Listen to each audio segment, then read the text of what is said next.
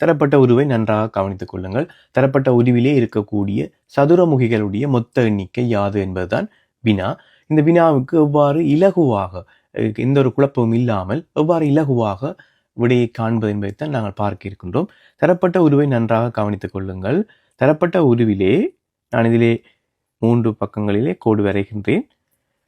இந்த 3 பக்கமாக இந்த உருவை பார்க்கின்ற போதும் 4 சதுரமுகிகள் எங்களுக்கு தென்படுகின்றது. அதாவது சம எண்ணிக்கையிலே இருக்கின்றது. எவ்வாறுன்னு சொன்னால் நன்றாக கவனித்துக் கொள்ளுங்கள். 1 2 3 4 1 2 3 4 இங்கிருந்து பார்த்தாலும் 1 2 3 இது 4வதாக இருக்கும். இவ்வாறு இந்த பக்கமாக பார்க்கின்ற போதும் 4 சதுரமுகிகள் தென்படுமாக இருந்தால் நன்றாக கவனித்துக் கொள்ளுங்கள்.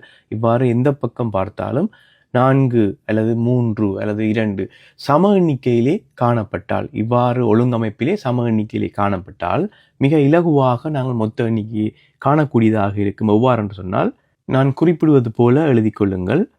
1 2 3 4 ஏன்னு சொன்னால் 4 சதுரமுகிகள்லாம் எந்த பக்கம் பார்த்தாலும் சமமாக எங்களுக்கு தென்படுகின்றது. எழுதிய பின்னர் அந்த இலக்கங்களை மீண்டும் தலைகீழாக மாற்றி எழுதி கொள்ள வேண்டும். 4 3 2 1 என்றவாறு எழுதிய அதே ஒழுங்கிற்கே எழுதி கொள்ள வேண்டும். இங்கே நாங்கள் போட்டுக்கொண்ட இந்த பெருமானங்களை பெருக்கிக் கொள்ள வேண்டும். 1உடன் 4ஐ பெருக்க வேண்டும், 2உடன் 3ஐ பெருக்க வேண்டும், 3உடன் 2ஐ பெருக்க வேண்டும், 4உடன் 1ஐ பெருக்க வேண்டும். இவ்வாறு பெருக்குகின்ற போது கிடைக்கக்கூடிய பெருமானங்களை எடுத்துக்கொள்வோம். 4 6 6 4 இவ்வாறு நாங்கள் பெற்றுக்கொண்ட இந்த பெருமானத்தினுடைய மொத்த பெருமானம், தனித்தனியாக எடுத்துக்கொண்ட பெருமானங்களுடைய மொத்த பெருமானங்களை பெற்றுக்கொள்வோம். 20. இங்கே கிடைக்கின்ற இந்த மொத்த பெருமானமாகிய 20 தான் தரப்பட்ட உருவிலே இருக்கக்கூடிய மொத்த சதுரமுகிகளுடைய எண்ணிக்கையாக இருக்கும். நன்றாக இந்த வடிவத்தை கவனித்துக் கொள்ளுங்கள். இது ஒரு ஒழுங்கற்ற வடிவம் அல்ல. சமமாக அனைத்து வழிகளும் அனைத்து பக்கமாகவும் சம எண்ணிக்கையிலே எங்களுக்கு தென்படக்கூடியதாக இந்த உரு தரப்பட்டிருக்கின்றது. இவ்வாறாக சமமாக அமையக்கூடிய இந்த அமைப்பிலே சமமாக அமையக்கூடிய உருக்களுக்கு மாத்திரமே இச்செய்முறையானது பொருத்தமாக இருக்கும். நன்றாக நினைவில் வைத்துக் கொள்ளுங்கள். என்று சொன்னால் இந்த சதுரமுகி தொடர்பான வினா என்பது புலமைப்பரிசில் பரீட்சையினுடைய இறுதி வினாத்தாளிலே தவிர்க்க முடியாத ஒரு பகுதியாக இருக்கும். பல்வேறுபட்ட வடிவ வினாக்கள் இறுதி பரீட்சையிலே இடம்பெறுவது வழமை. ஆகவே சதுரமுகி தொடர்பாக இந்த விடயத்தையும் நன்றாக கற்று வைத்துக் கொள்ளுங்கள். ஆங்கில எழுத்துக்களுக்கு தனித்தனியாக பெருமானங்கள் வழங்கப்பட்டு அவற்றினுடைய கூட்டுத்தொகை தான் இங்கே எங்களுக்கு வழங்கப்பட்டிருக்கின்றது. வினாவை கவனித்துக் கொள்ளுங்கள். ABCDE ஆகிய 5 எழுத்துக்கள், அவற்றுக்கு நேராக 15 என்கின்ற மொத்த பெருமானம் தரப்பட்டிருக்கின்றது. CDKBM ஆகிய 5 எழுத்துக்கள் அதிலே வினா குறியிடப்பட்டிருக்கின்றது. அதே போன்று நிரலாக பார்க்கின்ற போது A, C 2 எழுத்துக்களுக்குமான பெருமானங்களின் கூட்டுத்தொகை 9. அதே போன்று B, D 7, C, K 8, D, B 7, E, M 5 இவ்வாறாக நிரலாகவும் நிரையாகவும் பெருமானங்கள் வழங்கப்பட்டிருக்கின்றது. இவ்வாறாக தனித்து ஒவ்வொரு எழுத்துக்களுக்கும் பெருமானங்கள் வழங்கப்பட்டு அவருடைய கூட்டுத்தொகை தான் இங்கே தரப்பட்டிருக்கின்றது. இந்த தொடர்பினை அவதானித்து வினா குறி இடப்பட்டிருக்கக்கூடிய இடத்திலே வர வேண்டிய பெருமானத்தை காண்க. இதுதான் வினா. இதனை மிக இலகுவாக நாங்கள் கண்டுகொள்ளலாம். எவ்வாறு என்று சொன்னால் நன்றாக கவனித்துக் கொள்ளுங்கள். மேலே நிறையாக தரப்பட்டிருக்கக்கூடிய பெருமானம் 15, மொத்த பெருமானம் 15.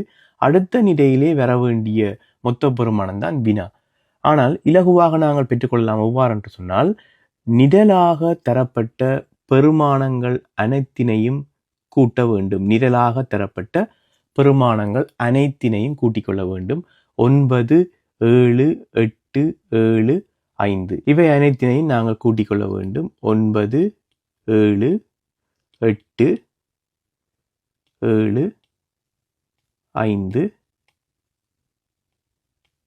36, மொத்த பெருமானமாக எங்களுக்கு கிடைக்கும். நன்றாக கவனித்துக் கொள்ளுங்கள்.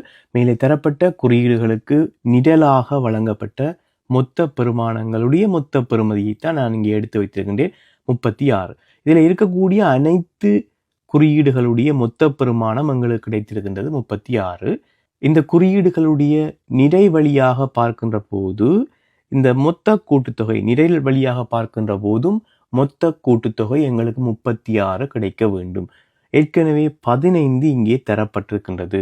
இந்த வினாக்குறி இடப்பட்ட இடத்திலே இருக்க வேண்டிய பெருமானத்தை தான் நாங்கள் காண வேண்டும். எனவே 36லிருந்து மேலே இருக்கக்கூடிய 15னை கழிக்க வேண்டும். அவ்வாறு கழிக்கின்ற போது 21 விடையாக எங்களுக்கு கிடைக்கும். இந்த 21 தான் வினாக்குறி இடப்பட்ட இடத்திலே வர வேண்டிய பெருமானமாக இருக்கும். இந்த செய்முறையை நன்றாக விளங்கிக் கொள்ளுங்கள். எவ்வாறு செய்தேன் என்று சொன்னால், நிழலாக வழங்கப்பட்ட பெருமானங்களுடைய மொத்த பெருமானத்தை எடுத்துக்கொண்டேன். இந்த மொத்த பெருமானம் நிழலாக வழங்கப்பட்டிருக்கக்கூடிய மொத்த பெருமானமாக இருக்கின்றது. ஆனால் இதே பெருமானம் தான் நிலையாகவும் மொத்த பெருமானமாக கிடைக்க வேண்டியதாக இருக்கும். ஏனென்று சொன்னால், நிழலாக இருக்கக்கூடிய அதே குறியீடுகள் அதே எழுத்துக்கள் தான் நிழலாகவும் மொத்த குறியீடாக நாங்கள் பார்க்கின்ற போது எங்களுக்கு கிடைக்கப் போகின்றது. எனவே நிழலாக இருக்கக்கூடிய தரப்பட்ட இந்த மொத்த பெருமானம் 36 அதனை எடுத்துக்கொண்டிருக்கின்றேன். அதே போல நிலையாக ஏற்கனவே முதலாவது நிலையிலே 15 வழங்கப்பட்டிருக்கின்றது. அதனை எடுத்துக்கொண்டு அடுத்த நிலைக்கான பெருமானத்தை பார்ப்பதற்கு 36லிருந்து 15 கழித்திருக்கின்றேன். அவ்வாறு கழிக்கின்ற போது 21 எங்களுக்கு விடையாக கிடைக்கும். எனவே வினாக்குறி இடப்பட்ட இடத்திலே வர வேண்டிய பெருமானம் 21.